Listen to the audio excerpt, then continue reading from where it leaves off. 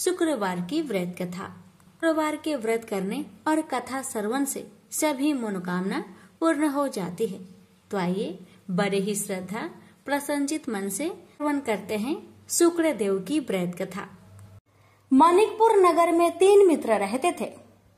उनमें से एक काष्ठ, एक ब्राह्मण और एक वैश्य था। वे तीनों हमेशा साथ साथ रहते थे। तीनों का विवाह हो चुका था। ब्राह्मण और काष्ठ के लड़कों का गौना हो चुका था, लेकिन वैश्य पुत्र का नहीं। उसके दोस्त उसे अक्सर कहा करते थे कि तुम अपनी पत्नी को उसके मायके से क्यों नहीं लाते। तब वैश्य पुत्र धनराज ने अपनी पत्नी कुसुम को लाने का निश्चय कर लिया। अगले ही दिन धनराज ने माता पिता से अपनी पत्नी कुसुम को लेने जाने की बात कही। उसकी बात सुनकर वे हैरान होते हुए बोले, बेटे अभी शुक्र अस्त हो रहा है, इसलिए अभी बहू को लाना उचित नहीं है।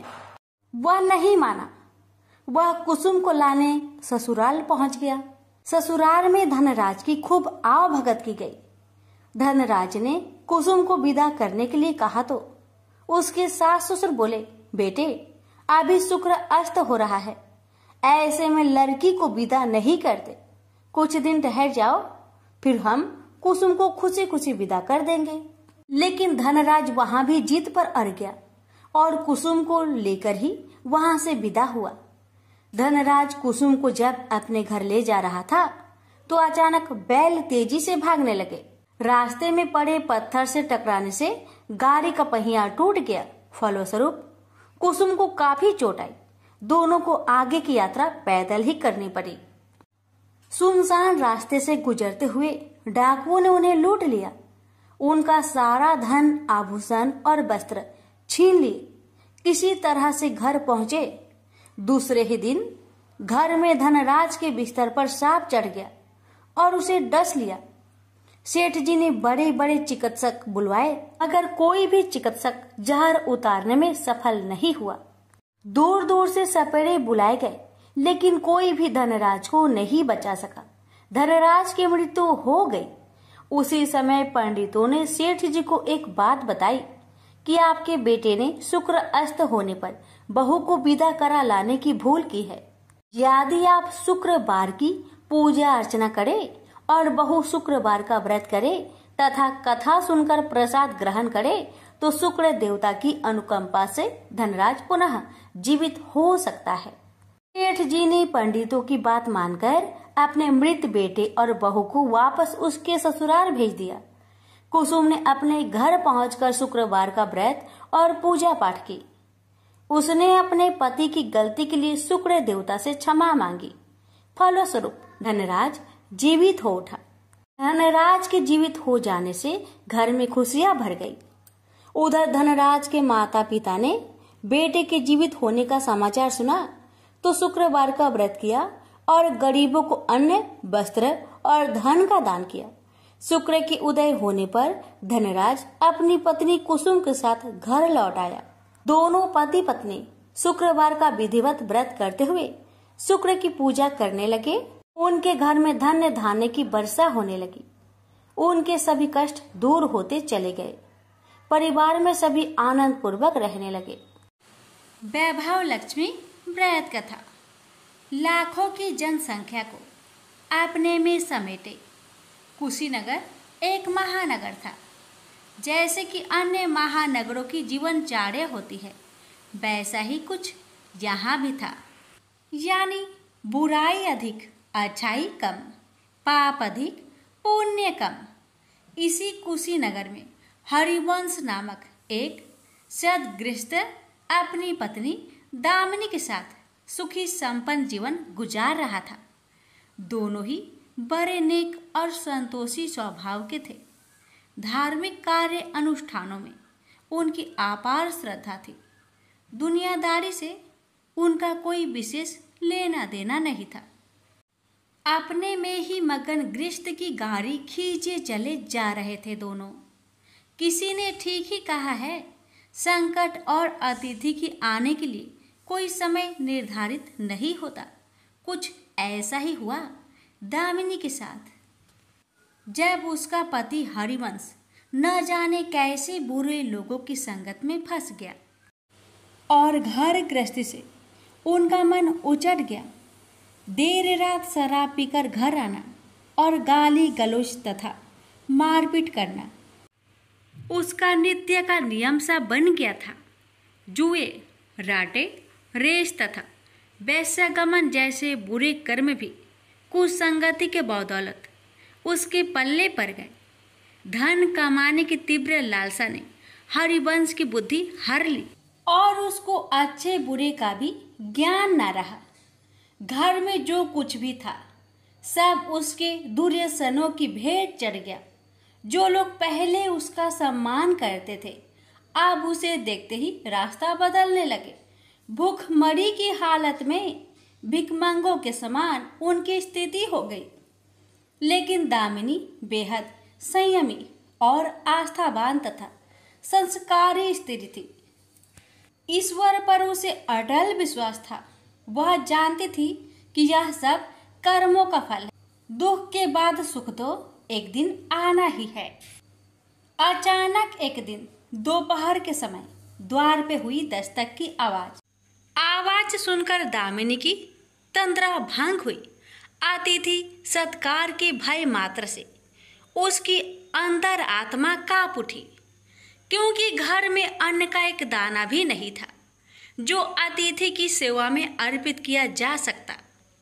फिर भी संस्कारों की ऐसी प्रबलता थी कि उसका मन अतिथि सत्कार को उद्धत हो उठा। उसने उठकर द्वार खोला, देखा सामने एक दिव्य पुरुष खड़ा था। बड़े बड़े घुंघराले श्वेत केश, चेहरे को ढके हुए लहराती दाढ़ी, गेरुए वस्त्रों का आवरण पहने उसके चेहरे से तेज टपक पड़ रहा था। आंखों मानो अमृत सी वर्षा कर रही थी।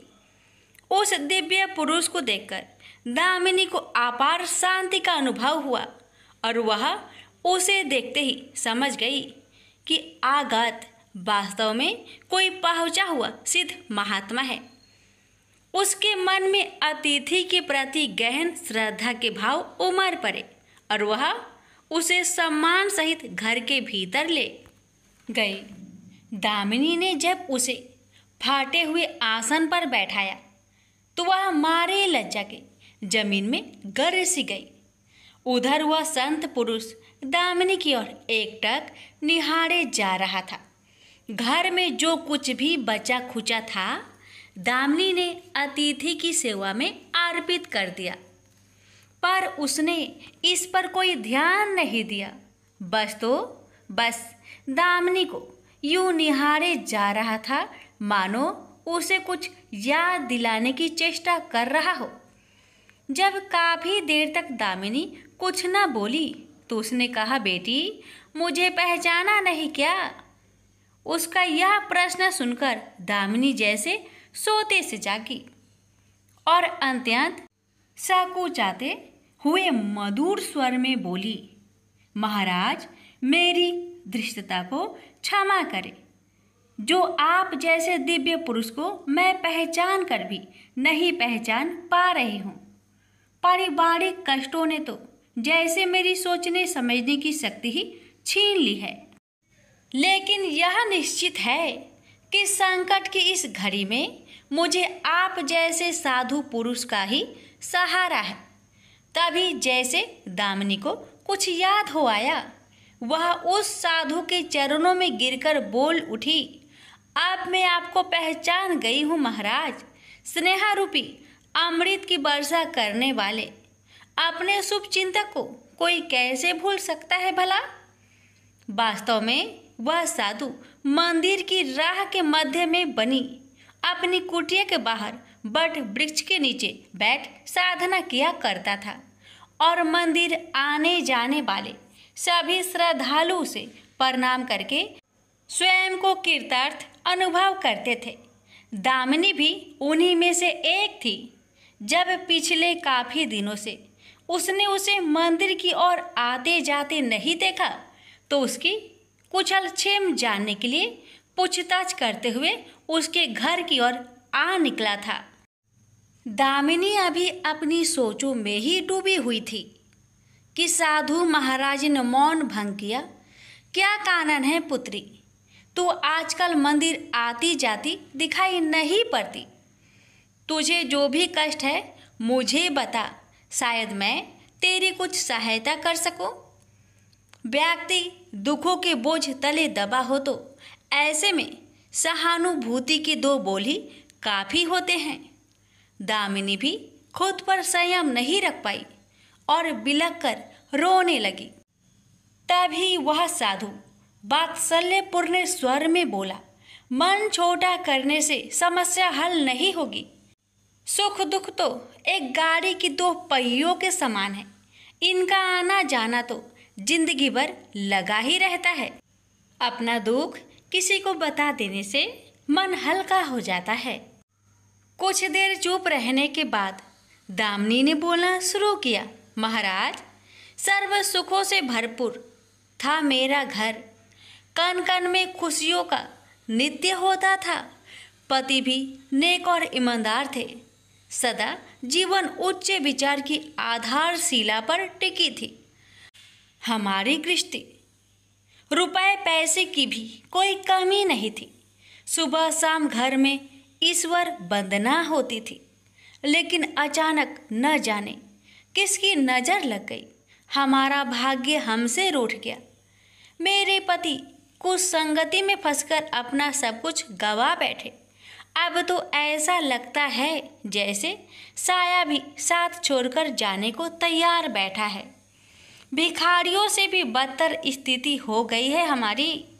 दामिनी की करुण व्यथा सुनकर साधु का हृदय हाहाकार कर उठा।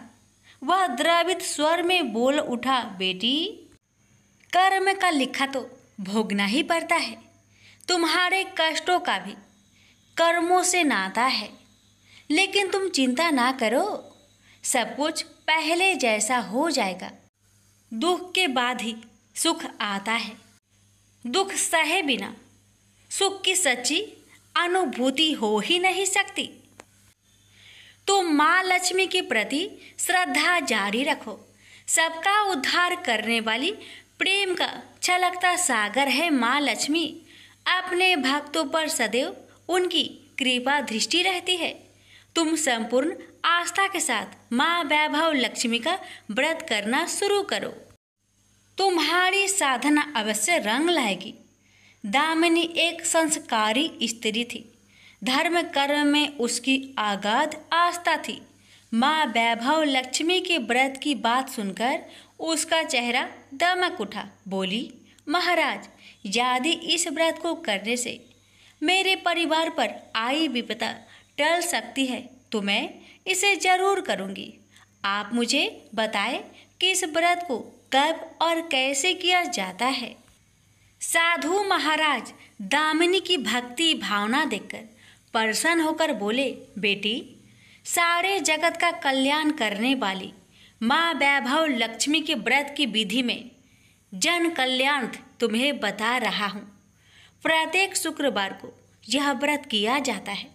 सर्वप्रथम जितने शुक्रवार को यह व्रत करना हो उसका संकल्प लेकर माँ वैभव लक्ष्मी को मन ही मन प्रणाम करें। स्नान आदि से निवृत्त होकर स्वच्छ धवल वस्त्र पहनकर पूरब दिशा की ओर मुख करके आसन पर बैठे। सामने एक चौकी पर चावल की एक ढेरी लगाकर उस पर पानी से भरा कलश स्थापित करें, जो तांबे का होना चाहिए। कलश को कटोरी से ढक दे और उस कटोरी में कोई भी स्वर्ण भूषण रखे। सोना ना हो तो चांदी का आभूषण रखे, वह भी पास ना हो तो रुपए का सिक्का भी काम दे सकता है। शुद्ध घी का दीपक तथा अगरबत्ती जलाए और मन ही मन पूर्ण श्रद्धा के साथ माँ वैभव लक्ष्मी का जाप करते रहे। श्री यंत्र माँ लक्ष्मी का प्रिय यंत्र है, उसे सत सत नमन करे। श्री यंत्र उपलब्ध ना हो तो पुस्तक में दिए उसके स्वरूप से काम चल जाएगा। साथ ही माँ वैभव लक्ष्मी के सभी स्वरूप को नमस्कार करें। इनकी सभी छवियां पुस्तक में दी गई होगी। कटोरी में रखे गहने या रुपए पर हल्दी, कुमकुम तथा आछत अर्पित करें। कोई भी मिष्टान प्रसाद के रूप में रखे संभव ना हो पाए तो गुड़ या शक्कर से भी काम चल सकता है। फिर श्रद्धापूर्वक माँ की आरती करके 14 बार प्रेम सहित बोले, जय माँ वैभव लक्ष्मी। माँ वैभव लक्ष्मी मेरी मनोकामना पूरी करे, ऐसा संकल्प लेकर सच्चे मन से माँ से विनती करे। प्रसाद बांटे और स्वयं भी ग्रहण करे। दिन में एक बार स्वास्तिक भोजन करे। यदि संभव हो तो उपवास रखे। पूजा में रखा गहना या रुपए लाल कपड़े में लपेटकर सुरक्षित रख ले। यह आगे आने वाले शुक्रवार को पूजा में काम आएगा। कलश में भरा जल तुलसी के पौधे को समर्पित कर दे तथा अछत पंछियों को आहार स्वरूप डाले। ऐसी शास्त्रोक्त विधि से व्रत करने वाले को शीघ्र फल मिलता है। साधु महाराज के मुख रविंद से यह वृत्तांत सुन दामिनी पुलकित हो उठी। उनके चरण स्पर्श कर उत्साहित स्वर में बोली, अब लगे हाथ, उद्यापन की विधि भी बता दे महाराज। इसके बिना तो व्रत अधूरा ही रह जाएगा। अवश्य बेटी, कहकर साधु महाराज उद्यापन की विधि बताने लगे।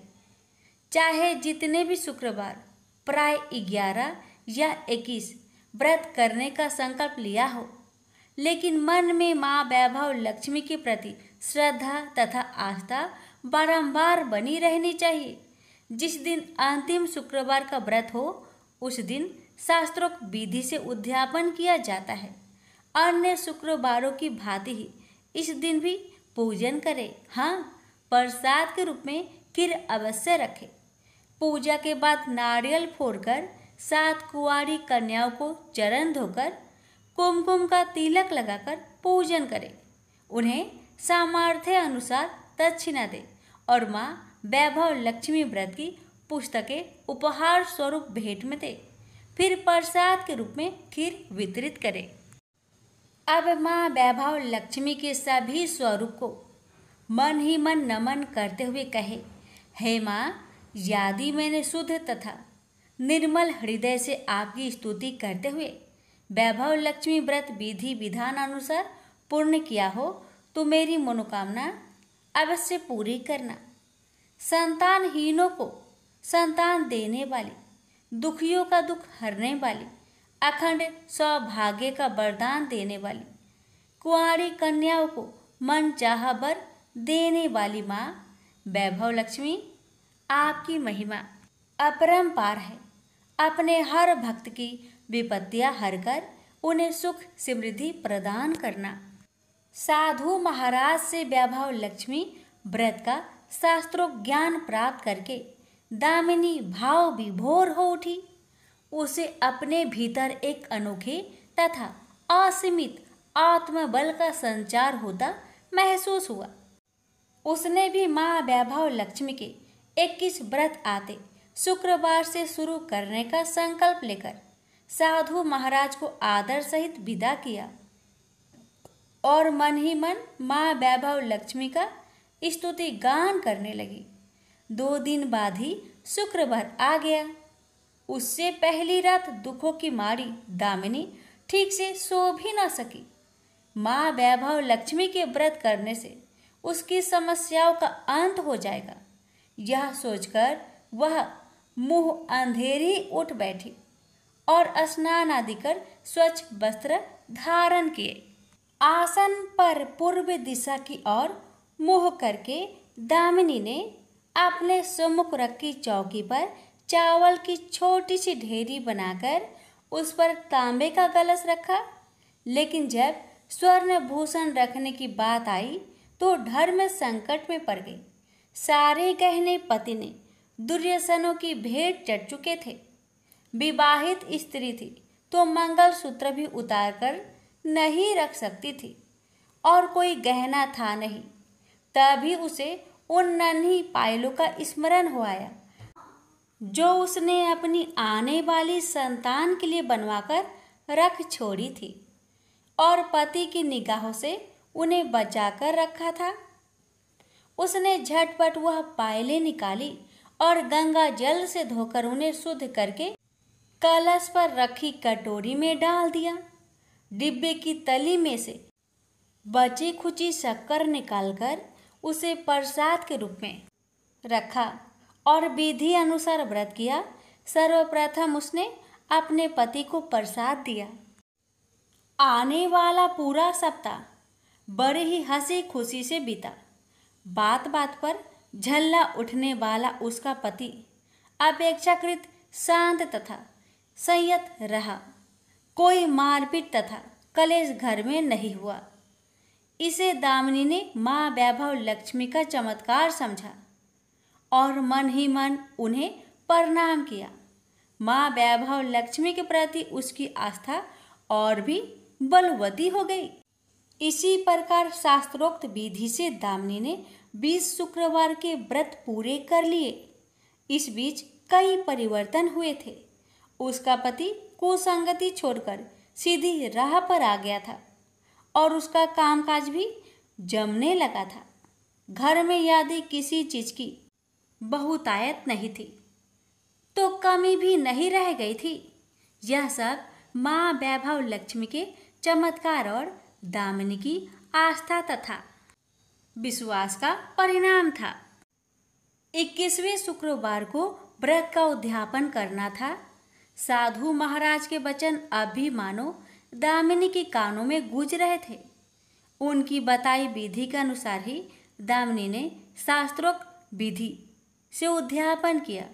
7 कुंवारी कन्याओं को भोजन कराकर दक्षिणा दी। आसपास की सौभाग्यवती स्त्रियों में प्रसाद तथा माँ वैभव लक्ष्मी व्रत कथा की पुस्तकें वितरित की। माँ वैभव लक्ष्मी के हर स्वरूप को प्रणाम किया और कहा, आपकी महिमा निराली है माँ। आपने मेरे सारे दुख हर लिए, मेरी सभी मनोकामनाएं पूर्ण कर दी। मेरा उजड़ा घर फिर से बस गया। मेरा यह नया जीवन आप ही की देन है माँ। मैं आजीवन आपकी पूजा अर्चना करूंगी और दूसरों को भी आपकी महिमा से अवगत कराकर वैभव लक्ष्मी के व्रत रखने के लिए प्रेरित करूंगी। बोलो जय माँ वैभव लक्ष्मी, आपकी सदा ही जय हो। अरे भक्तों, अब आप श्रवण करेंगे माँ अन्नपूर्णा की व्रत कथा। एक समय की बात है। काशी निवासी धनंजय की पत्नी का नाम सुलक्षणा था। उसे अन्य सब सुख प्राप्त थे, केवल निर्धनता ही उसके दुख का एकमात्र कारण थी। यह दुख उसे हर समय सताता रहता था। एक दिन सुलक्षणा पति से बोली, स्वामी आप कुछ उद्यम करो तो काम चले। इस प्रकार कब तक काम चलेगा? सुलक्षणा की बात धनंजय के मन में बैठ गई और वह उसी दिन विश्वनाथ शंकर जी को प्रसन्न करने के लिए बैठ गया और कहने लगा, हे देवाधिदेव विश्वेश्वर, मुझे पूजा पाठ कुछ नहीं आता है, केवल आपके भरोसे बैठा हूँ। इतनी विनती करके वह 2-3 दिन भूखा प्यासा बैठा रहा। यह देखकर भगवान शंकर ने उसके कान में अन्नपूर्णा अन्नपूर्णा अन्नपूर्णा इस प्रकार 3 बार कहा। यह कौन क्या कह गया? इसी सोच में धनंजय पड़ गया कि मंदिर से आते ब्राह्मणों को देखकर पूछने लगा, पंडित जी अन्नपूर्णा कौन है? ब्राह्मणों ने कहा, तू अन्न छोड़कर बैठा है, सो तुझे अन्न की बात सूझती है। जा घर जाकर अन्न ग्रहण कर। धनंजय घर गया, स्त्री से सारी बात कही। वह बोली, नाथ चिंता मत करो, स्वयं शंकर जी ने यह मंत्र दिया है, वे स्वयं ही खुलासा करेंगे। आप फिर जाकर उनकी आराधना करो। धनंजय फिर जैसा कि तैसा पूजा में बैठ गया। रात्रि में शंकर जी ने आज्ञा दी और कहा, तू पूर्व दिशा में चला जा, वहाँ अन्नपूर्णा का नाम जपता जाता और रास्ते में फल खाता, झरनों का पानी पीता जाता।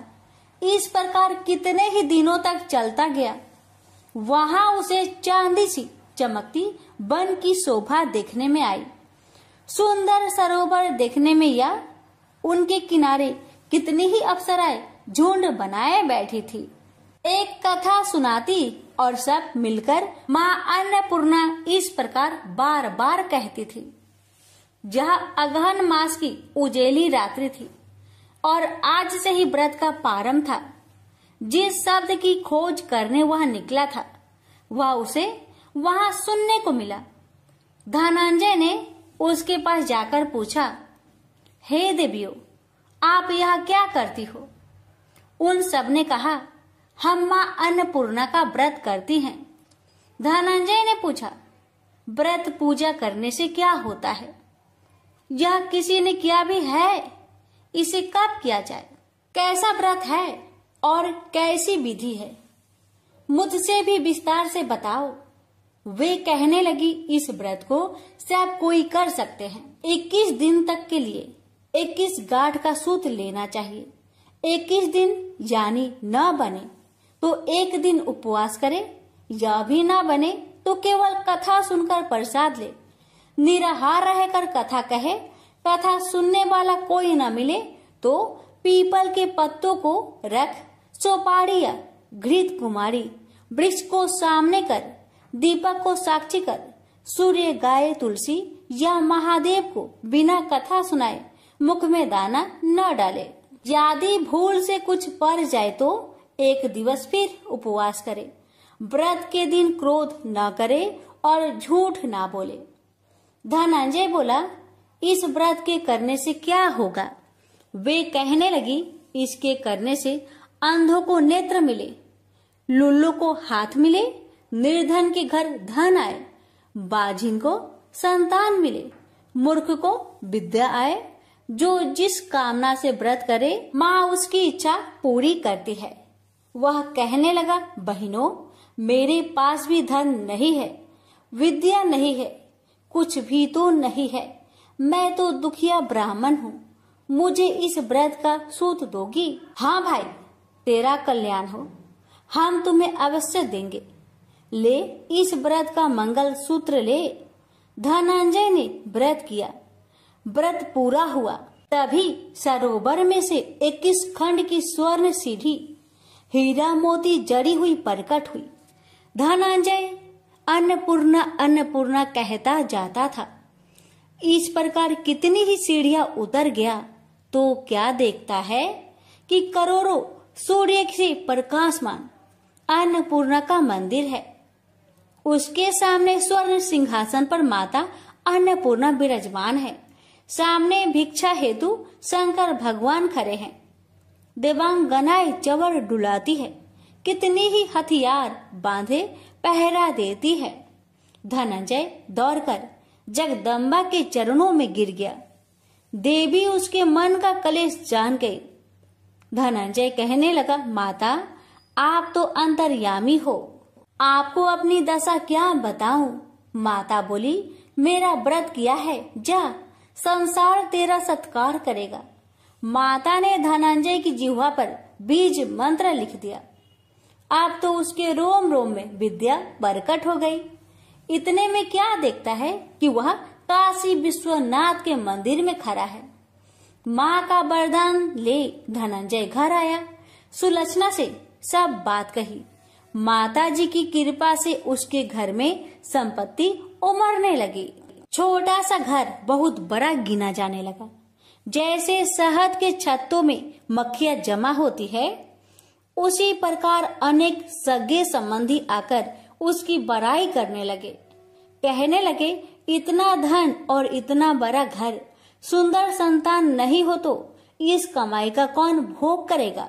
सुलक्षणा से संतान नहीं है, इसलिए तुम दूसरा विवाह करो। अनिच्छा होते हुए भी धनंजय को दूसरा विवाह करना पड़ा और सुलक्षणा को सौत का दुख उठाना पड़ा। इस प्रकार दिन बीतते गए और अगहन मास आया। नए बंधन से बंधे पति से सुलक्षणा ने कहलाया कि हम व्रत के प्रभाव से सुखी हुए हैं, इस कारण यह व्रत छोड़ना नहीं चाहिए। यह माता जी का प्रताप है जो हम इतने संपन्न और सुखी हैं। सुलक्षणा की बात सुन धनंजय उसके यहाँ आया और व्रत में बैठ गया। नई बहू को इस व्रत की खबर नहीं थी। वह धनंजय की आने की राह देख रही थी। दिन बीतते गए और व्रत पूर्ण होने में 3 दिवस बाकी थे कि नई बहू को खबर पड़ी। उसके मन में ईर्ष्या की ज्वाला दहकने लगी थी। सुलक्षणा के घर आ पहुंची और उसने वहां भगदड़ मचा दी। वह धनंजय को अपने साथ ले गई। नए घर में धनंजय को थोड़ी देर के लिए निंद्रा ने आ दबाया। इसी समय नई बहू ने उसका व्रत का सूत तोड़कर आग में फेंक दिया। अब तो माता जी का कोप जाग गया। घर में अकस्मात आग लग गई। सब कुछ जलकर खाक हो गया। सुलक्षणा जान गई और पति को फिर अपने घर ले आई। नई बहू रूठकर माता पिता के घर जा बैठी। पति को परमेश्वर मानने वाली सुलक्षणा बोली, नाथ घबराना नहीं, माता जी की कृपा अलौकिक है। पुत्र कुपुत्र हो जाता है पर माता कुमाता नहीं होती। अब आप श्रद्धा और भक्ति से आराधना शुरू करो, वे जरूर हमारा कल्याण करेगी। धनंजय फिर माता के पीछे पड़ गया। फिर वही सरोवर सीढ़ी प्रकट हुई। उसमें माँ अन्नपूर्णा कहकर वह उतर गया। वहां जा माता जी के चरणों में रुदन करने लगा। माता प्रसन्न होकर बोली, यह मेरी स्वर्ण की मूर्ति ले, उसकी पूजा करना, तू फिर सुखी हो जाएगा। जा, तुझे मेरा आशीर्वाद है। तेरी स्त्री सुलक्षणा ने श्रद्धा से मेरा व्रत किया है, उसे मैंने पुत्र दिया है। धनंजय ने आंखें खोली तो खुद को काशी विश्वनाथ के मंदिर में खड़ा पाया। वहां से फिर उसी प्रकार घर को आया। इधर सुलक्षणा के दिन चढ़े और महीने पूरे होते ही पुत्र का जन्म हुआ। गांव में आश्चर्य की लहर दौड़ गई। इस प्रकार उसी गांव के निसंतान सेठ के पुत्र होने पर उसने माता अन्नपूर्णा का मंदिर बनवा दिया। उसमें माता जी धूमधाम से पधारी, यज्ञ किया और धनंजय को मंदिर के आचार्य का पद दे दिया। जीविका के लिए मंदिर की दक्षिणा और रहने के लिए बड़ा सुंदर सा भवन दिया। धनंजय स्त्री पुत्र सहित वहां रहने लगा। माता जी के चढ़ावे में भरपूर आमदनी होने लगी। उधर नई बहू के पिता के घर डाका पड़ा, सब लूट गया। वे भीख मांगकर पेट भरने लगे। सुलक्षणा ने यह सुना तो उन्हें बुला भेजा, अलग घर में रख लिया और उनके अन्न वस्त्र का प्रबंध कर दिया। धनंजय, सुलक्षणा और उसका पुत्र माता जी की कृपा से आनंद से रहने लगे। माता जी ने जैसे इनके भंडार भरे वैसे सबके भंडार भरे।